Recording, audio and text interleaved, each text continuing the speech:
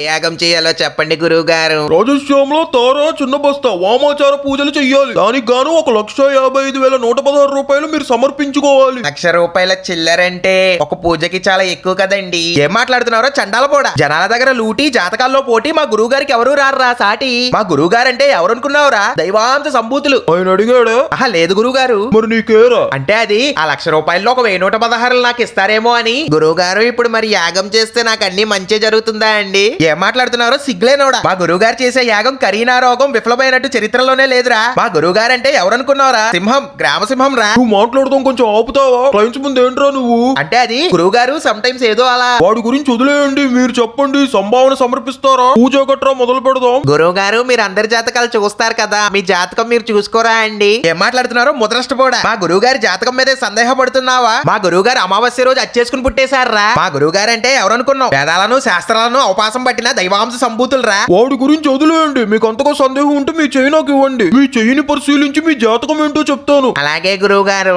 ఇదిగో చూడండి గురువు గారు. అంటే అది మరి నీకు ఈకలు రాకపోయినా చేతి రేఖలు బానే ఉన్నాయి. గురువు గారు ఆగరా విధవ, జాతకం చూస్తున్నానా? అంటే అది మరి సంతాన రేఖ ధనం రేఖ ఉన్నాయి, కానీ మీ గ్రహచారం ఏదైతే ఉందో. నేను చెప్పేది వినండి గురువు గారు. నువ్వు ఆగ్రహ విధవ, నన్ను కాసేపు డిస్టర్బ్ చేయకు. మీ గ్రహచారం ఏదైతే ఉందో, మీ గ్రహచారం బట్టి మీకు ఏలినాటి శని వచ్చే అవకాశాలు కనిపిస్తున్నాయి. అది కాదు గురువు గారు. ఏం కాదురా, ఏం కాదు. కాసేపు మూసుకుని ఉండలేవా? అది కాదండి, వాడు పొద్దున్నే మల విసర్జన చేసి చేయి కడుక్కోలేదండి. అప్రాష్టపు ఎదవా. వాడు మొలానికి వెళ్ళిన విషయం ముందే చెప్పాలి కదరా. గురువు గారు అంటూ నాకు గులాబ్ జాములు పిసికావు.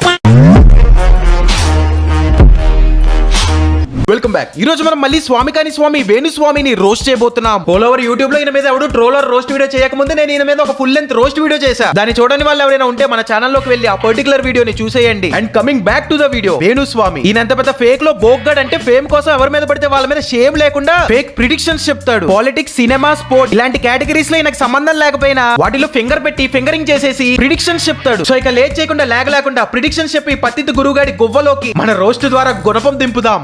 రీసెంట్ గా సలార్ మూవీ రిలీజ్ అయ్యి ఏ రేటెడ్ మూవీ అయ్యి ఉండి కూడా మ్యాసివ్ హిట్ కొట్టిందన్న విషయం అందరికీ తెలిసిందే. అయితే ఈ మూవీ రిలీజ్ అయ్యే ఫ్యూ మంత్స్ ముందు మన వేణుస్వామి అంకుల్ గారు ప్రభాస్ మీద ఏమేం స్టేట్మెంట్స్ పాస్ చేశారో చూడండి. ఆల్మోస్ట్ ఆల్ ఆయన జీవితంలో ఆయన హైప్స్ అయిపోయినాయి. సో ఇప్పుడు ప్రభాస్ తోని సినిమాలు తీసే ప్రొడ్యూసర్లు అందరూ కూడా జాతకాలు చూయించుకోవాల్సింది. ఎందుకంటే ఏ కష్టం, ఇంకా ప్రభాస్ కెరియర్ కష్టం. ప్రభాస్ జాతకం గురించి వదిలేయండి అంకుల్. సలార్ మూవీ రిలీజ్ అయిన తర్వాత మీ నోట్లో పెద్ద గాడిద మొక్క పడినట్టుంది. ప్రభాస్ ఫ్యాన్స్ వచ్చి మీ నోట్లో తులసి నీళ్ళు పోసే ముందే మీకు మీరే పసుపు నీళ్ళు పోసుకుని ప్రాయశ్చిత్తం చేసుకుని అండర్ గ్రౌండ్ కి మింగేయండి. లేకపోతే ప్రభాస్ ఫ్యాన్స్ మీ లుంగి ఇంకా అంగి రెండు ఎప్పతీయించి కొత్త బాల్ కొడతారు. నా భార్యతో మాట్లాడుతూ ప్రభాస్ సినిమా అబౌవ్ యావరేజ్ అవుతుంది, సలార్ ఎవరి సినిమాలో ఏముండదు, ఎలివేషన్ తప్ప అని చెప్పిన. ఓహో అవునా అంకుల్. అయితే ఒకసారి సలార్ బాక్స్ ఆఫీస్ కలెక్షన్స్ చూద్దాం. డే 1 వచ్చేసి 178 crores, day 2 117 crores, day 3 100 crores and recent days we still counting లో ఉన్నాయి. దీన్ని బట్టి అర్థమైంది మూవీ అంతలా హిట్ అయిందని. ఇప్పుడు కొంతమంది అడగచ్చు, బ్రో నువ్వు ప్రభాస్ ఫ్యాన్ వా అని. నేను మూవీలో ఉండే టెక్నికాలిటీ అండ్ స్టోరీని బట్టి ఫ్యానిజం చూపిస్తా భయ్యా, హీరోని బట్టి కాదు. ఎవరేమనుకున్న ఫ్యాక్ట్ అనేది ఎప్పటికీ ఫ్యాక్టే కాబట్టి మీకు ఈ కలెక్షన్స్ డేటా చూపించా. And coming to Venu Swamy uncle, basic గా ఆయన ఫాలో అయ్యే బిజినెస్ మోడల్ ఏంటో చెప్తాను వినండి. ఫస్ట్ ఏదైనా 3 బొకడా న్యూస్ ఛానల్స్ ని సెలెక్ట్ చేసుకుంటాడు. Let it be A B C. So ఈయన ఏం చేస్తాడంటే ఒక సేమ్ ఈవెంట్ మీద 3 డిఫరెంట్ ఛానల్స్ కి డబ్బులు ఇచ్చి పెయిడ్ యాంకర్స్ తో ఒకటే టైప్ ఆఫ్ క్వశ్చన్ అడిగించుకుంటాడు. ఏ అనే ఛానల్లో పాజిటివ్ గా ఆన్సర్ చెప్తాడు, బి అనే ఛానల్లో నెగిటివ్ గా ఆన్సర్ చెప్తాడు, అండ్ సి అనే ఛానల్లో న్యూట్రల్ గా ఆన్సర్ ఇస్తాడు. ఒకవేళ ఈవెంట్ కి ఏమైనా పాజిటివ్ అవుట్కమ్ వస్తే ఏ అనే న్యూస్ ఛానల్ నుంచి వీడియో క్లిప్ పేరుకొచ్చుకుని అందరికీ ఈయన చెప్పింది కరెక్టే అని క్లెయిమ్ చేసుకుంటాడు. అండ్ ఒకవేళ నెగిటివ్ గా అవుట్కమ్ వస్తే బి అనే ఛానల్ నుంచి మళ్ళీ వీడియో క్లిప్ ఎత్తుకొచ్చుకుని ఈయన నెగిటివ్ గా చెప్పాడు కాబట్టి నెగిటివ్ గా జరిగిందని చెప్పి మళ్ళీ క్లెయిమ్ చేసుకుంటాడు. అండ్ ఆ పర్టికులర్ ఈవెంట్ కి ఒకవేళ న్యూట్రల్ అవుట్కమ్స్ ఉంటే సి అనే ఛానల్ నుంచి వీడియో క్లిప్ ఎత్తుకొచ్చుకుని మళ్ళీ ఇందాక చెప్పిందే రిపీట్ చేస్తాడు. ఏదైనా ఏం జరిగినా వీడి కన్వీనియన్స్ కోసం వర్డ్స్ ని ట్విస్ట్ చేసేసి ఆడు చెప్పిందే కరెక్ట్ అని చెప్పి అందరితో వాదిస్తాడు. ఎందుకు అలా జరిగిందని చెప్పి ఎవడన్నా ఏదైనా క్వశ్చన్ చేస్తే అది రూల్ అంటాడు. రూల్ దాని శాస్త్రం, అది శాస్త్రం చెప్పి ఈ అబ్బా రూల్ ఏంట్రా రూల్.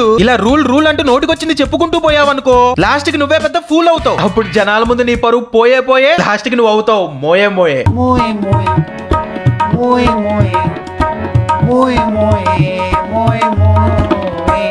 ఈ గురువుగాడి ప్రిడిక్షన్ సలార్ మూవీ విషయంలోనే కాదు, తెలంగాణ పాలిటిక్స్ విషయంలో కూడా తప్పైంది. కావాలంటే ఈ క్లిప్స్ చూడండి. రేవంత్ రెడ్డి గారి జాతకంలో అయితే పెద్ద యోగాలేం కనిపించడం లేదు. అంటే నేను అనేది ముఖ్యమంత్రి యోగం కనిపించదు. 2023లో కేసీఆర్ గారి పార్టీ టీఆర్ఎస్ అనేది గెలిస్తే రాసి పెట్టుకోండి, కాబోయే ముఖ్యమంత్రి కేటీఆర్. ఆంధ్రప్రదేశ్ రాష్ట్ర రాజకీయాలు, తెలంగాణ రాష్ట్ర రాజకీయాలు, కేంద్ర రాజకీయాలు సర్వం మారబోతున్నాయి. నువ్వు చెప్పినట్టు కాకుండా తెలంగాణకి రేవంత్ రెడ్డి గారు సీఎం అయ్యారు, ఆ విషయం పక్కన పెట్టు. తెలంగాణ రాష్ట్ర రాజకీయాల్లో మార్పులు, ఆంధ్రప్రదేశ్ రాష్ట్ర రాజకీయాల్లో పెను మార్పులు వస్తాయా?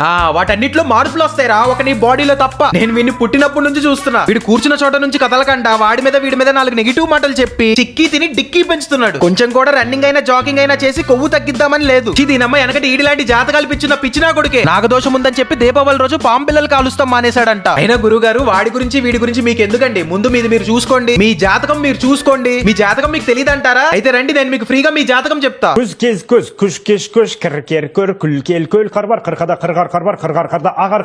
భారతదేశంలో ప్రధానమంత్రి అయినటువంటి వ్యక్తి పేరు నరేంద్ర మోడీ. ఆయనది అనురాధ నక్షత్రం, వృశ్చిక రాశి. 2023 జనవరిలో ఆయనకు అర్ధాష్టమ శని స్టార్ట్ అవుతుంది. ఈ గ్రహచారంతో లోకల్ పాలిటిక్స్ ని అత్యాచారం చేసింది చాలదా? జుట్టులో పేను ఉన్న వేణుస్వామి అంకుల్ ఇప్పుడు నేషనల్ పాలిటిక్స్ కి వెళ్తున్నావు. పోనీ నేషనల్ పాలిటిక్స్ లో ఏలెడితే ఎట్టావు. మోడీ గారితో పిక్స్ దిగినట్టు ఆ మార్ఫింగ్ ఏంటి అంకుల్? ఆ మార్ఫింగ్ ఏంట్రా సామి? నేను నిన్ను ఇప్పుడు దాకా ఎర్రి పువ్వే అనుకున్నా, కానీ ఈ మార్ఫ్ చేసిన పిక్కులు చూసిన తర్వాత అర్థమైంది నువ్వు పెద్ద కొండెర్రి పువ్వు అని. జాతకాల మీద పెట్టిన దృష్టి నువ్వు ఈ పాటికి ఎడిటింగ్ మీద పెట్టుంటే యూట్యూబ్ లో పెద్ద ఎడిటర్ అయ్యేవాడివి. అన్నట్టు ఏమంటున్నారా? మోడీ గారికి అష్టమ శని స్టార్ట్ అయిందా? ఆ మొక్కేదో మోడీ గారికే చెప్పొచ్చు కదా, మాకెందుకు చెప్తున్నావు? హలో మోడీ గారు, మీకు వచ్చే వారం నుంచి అష్టమ శని స్టార్ట్ అవుతుందండి. క్యాన్సర్ పేషెంట్లకు సంబంధించి ఆయన అతను ఒక టెస్ట్ పెట్టిండు. ఏమనంటే ఈ 50 ఫైల్స్ ముందర పెడతాడు. పెట్టి వాళ్ళంతా మన క్యాన్సర్ పేషెంట్లే. నేను వాళ్ళకి ఏం క్యాన్సర్ వచ్చిందో చెప్పాలి. నాకు తెలుస్తుంది ఎవరికి క్యాన్సర్ పెరిగింది. ఎగ్జాంపుల్ ఇప్పుడు శుక్రుడు శని కలిసి ఉన్నారు, ప్రోస్టేట్ క్యాన్సర్ వస్తుంది. సపోజ్ ఒక లేడీకి చంద్రుడు శని కలిసి ఉన్నారు 6వ స్థానంలో, బ్రెస్ట్ క్యాన్సర్ వస్తుంది. కుజుడు ప్లస్ రాహువు ప్లస్ శని కలిసి ఉన్నారు 6వ స్థానంలో, యూట్రస్ క్యాన్సర్ వస్తుంది. సిగ్గు శరము లేనప్పుడు నోటి క్యాన్సర్ వస్తుంది నీకు వచ్చినట్టు.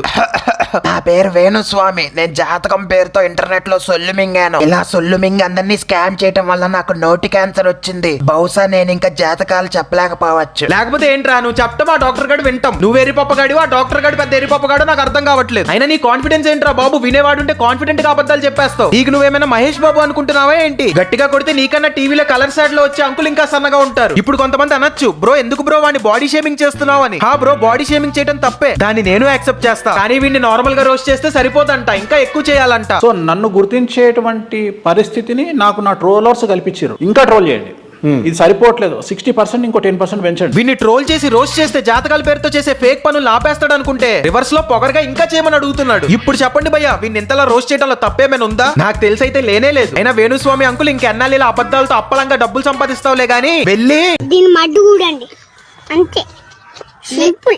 ఫేమస్ అవ్వాలని కరువులో ఉన్న ఈ గురువుగాడు పాలిటిక్స్ మీద ప్రభాస్ మీదే కాదు, అప్పుడే పుట్టిన రామ్ చరణ్ డాక్టర్ మీద కూడా జాతకం చెప్పి పబ్లిసిటీ స్టంటులు వేశాడు.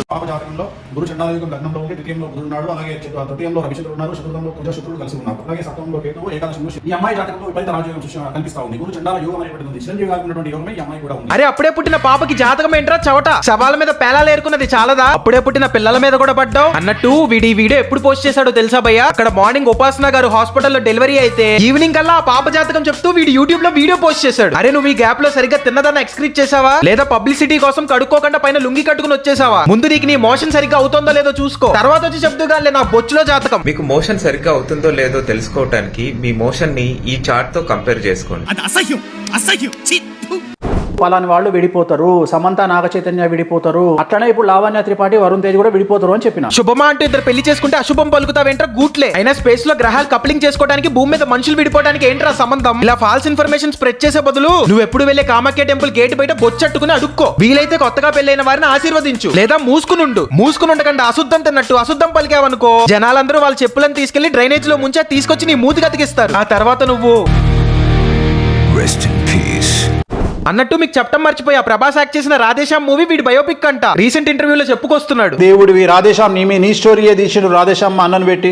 నువ్వు చాలా గొప్పవాడివి అన్న ట్రోల్ చేయాలిగా మీరు. దీనమ్మ నీకు నువ్వేమైనా కాలజ్ఞానం రాసిన బ్రహ్మం గారు అనుకుంటున్నావా ఏంటి? అయినా భలే మాట్లాడతారు అంకుల్ మీరు. రాధేశ్యామ్ మీ స్టోరీయా? దీనమ్మ రోడ్డు పక్కన కూర్చుని చిలక కొట్టేసిన జాంకాయ తింటూ చిలక జోష్యం చెప్పుకునే లోఫర్ గడి బయోపిక్ ఎవడైనా బుద్ధున్నోడు తీస్తాడా? నువ్వు చేసేది ఏమైనా పెద్ద సంఘసేవారా హూకా? నువ్వు చేసేది ఒక దిక్కుమాల పని, మళ్ళా దాని మీద సినిమా తీసారంట. అరే నాకు డౌట్, వరల్డ్ రిచెస్ట్ పీపుల్ అయిన Elon Musk, Bill Gates, Jeff Bezos సోజు? వీళ్ళందరూ నీ దగ్గర జాతకం చూపించుకుని ధనవంతులు అయిపోయారా ఏంటి? అన్నట్టు నీ దగ్గర శత్రువుల్ని నాశనం చేయడానికి ఏవో పూజలు ఉంటాయంటగా. నా శత్రువు నువ్వేరా, కాబట్టి నీ మీద నువ్వే శుద్ర పూజ చేసుకో. లేదా నీకు పైల్స్ రావాలని చెప్పి నేనే దేవుని మనస్ఫూర్తిగా కోరుకుంటా. ஆயிரம் அதிசயம் அமைந்தது பாபா ஜாதகம் ஆயிரம் அதிசயம்.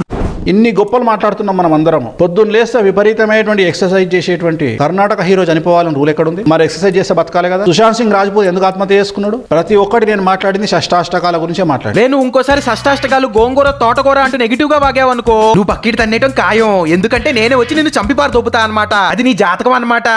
కడుపుకు అన్నం తింటున్నావా సున్నం తింటున్నావారా నువ్వు? మనుషులందరికీ లేనిపోని భయాలు క్రియేట్ చేస్తున్నావు. తాగుతుంటారా?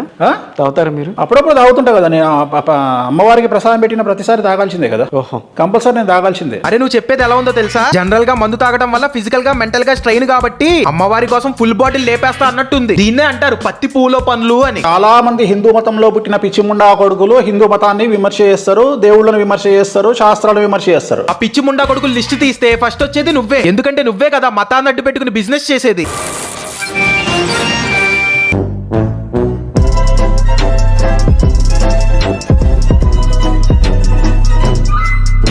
సో గైస్, ఫైనల్ గా నేను చెప్పేది ఏంటంటే, ఒక మతాన్ని అడ్డు పెట్టుకుని బిజినెస్ చేయమని ఎవరు చెప్పరు. అండ్ ఏ హోలీ బుక్ లో కూడా లేదు. సో వీళ్ళంటి ఫేక్ గాలకి డబ్బులు ఇచ్చి ఏమైనా చేయించుకునేటప్పుడు కొంచెం ఆలోచించండి. And that's all for today's video. మీకు గనక ఈ వీడియో నచ్చినట్టయితే ఈ వీడియోని లైక్ చేసి, ఈ వీడియోని షేర్ చేసి ఛానల్ కి సబ్స్క్రైబ్ చేయండి. అండ్ ఈ వీడియో కామెంట్ సెక్షన్ లో మీ ఇష్టం వచ్చింది కామెంట్ చేసేయండి. ఒకసారి చేస్తారో 2 సార్లు చేస్తారో, పాజిటివ్ గా చేస్తారో నెగిటివ్ గా చేస్తారో మీ ఇష్టం. కానీ కామెంట్ మాత్రం చేసేయండి. మళ్ళీ నెక్స్ట్ ఇయర్ కొత్త వీడియోతో మీ ముందుంటా.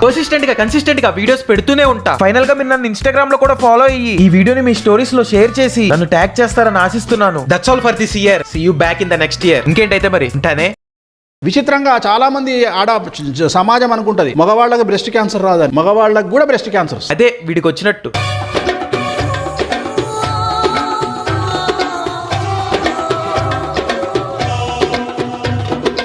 Love is just